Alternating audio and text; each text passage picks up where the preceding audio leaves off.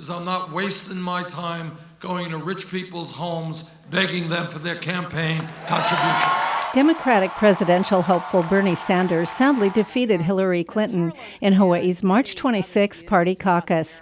33,716 ballots were cast statewide, and Sanders took 70% of the votes to Clinton's 30%. Based on those totals, 17 delegates were awarded to Sanders and 8 to Clinton. On Hawaii Island, voters surged to their district caucus locations in strong support for Sanders. The Big Island went with the Vermont senator in a landslide, 5,605 votes to Clinton's 1,639. Sanders won every single precinct in each of the 7 districts. In Puna, participation swelled to a 200% increase over the 2008 caucus, the campaign year that led to Barack Obama's presidency. Go in, find your table. At Pahoa High School, 1,316 ballots were cast, and Sanders won by an astounding 1,124 votes to 190. Rather than having each precinct have its own caucus, they put them all together. And why is that? Look at this line. Long lines led to frustration at the District 3 location in Kea'au. There's a huge number of people who have to come here. Parking is crazy. I had to park 3 blocks away. Not last week, because we're finding people aren't on our list. They did it recently. And this is the worst situation, this consolidating of precincts with no parking and people having to stand in line for hours. This is ridiculous. 6 precincts worth of voters were crammed into the small community center. Volcano people should meet in Volcano. Waikeuka people should meet in Waikeuka. Then it makes it easier for people to participate in the process, not harder. Much of the delay was due to the nature of the caucus. But there's still a lot of interest. There's going to be big crowds. Make a note of this. This is the biggie.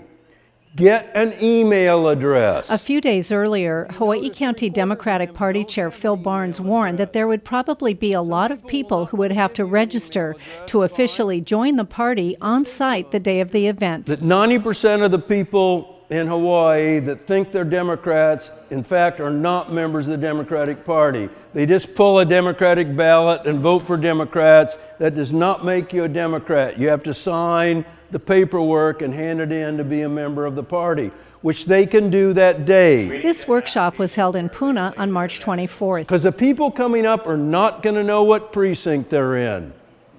And they have to get to the right precinct in order to be able to participate in the precinct club meeting. So that's the first bit of chaos that's going to happen.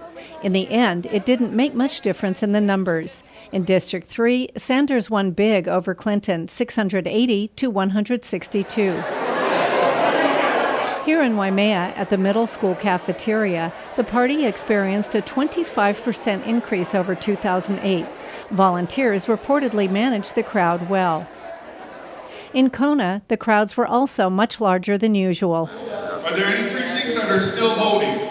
At the new Keaukaha school cafeteria, party voters from all over Hilo came to participate in perhaps the closest caucus for presidential preference. All right, guys, let's count these ballots.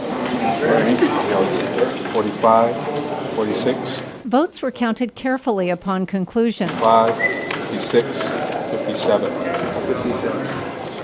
And even here, the end result was a sound Sanders victory. There was 192 votes for Bernie and 53 votes for Hillary.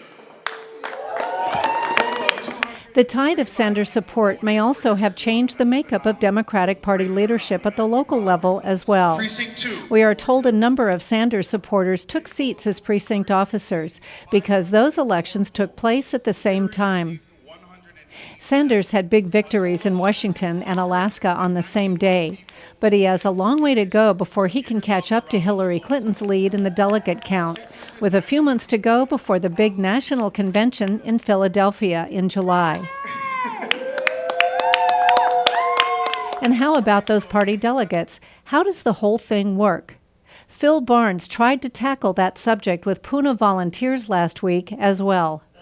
The results at the precinct are, candidate A has 2/3 and candidate B has 1/3. Yeah, that has nothing to do with those delegates in there. No. Okay, I want to know the transparency of how that 2/3, 1 vote is carried right on through you get to the state convention and somebody might go out and buy you out to dinner and shift you from one candidate to another.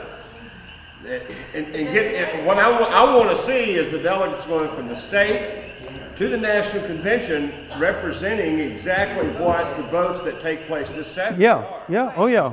Yeah. But there's no obligation at the state convention whatsoever. Oh, yeah, all right, so you're gonna subtract the superdelegates Yeah. from that. So you Yeah. subtract the superdelegates from that, which are people who hold office. But then you're gonna elect, let's say it still comes out 60-40 and it was 125 or something. So you're gonna then elect 60 people who say they will be a Bernie Sanders delegate at the national convention. They're gonna run for that seat at the state convention, you're gonna elect them. And then you're gonna elect 40 people who say they'll be Hillary delegates at the national convention. And you elect them at the state convention. That's why I said if you wanna run for the national convention. You wanna go to the state convention. But you're gonna have to declare who you're running, who you're gonna. Yes, if your precinct goes overwhelmingly for one candidate, you may feel a moral obligation to go that way. I did vote for Obama. You know? The problem is that we will be elected. But there's no rule.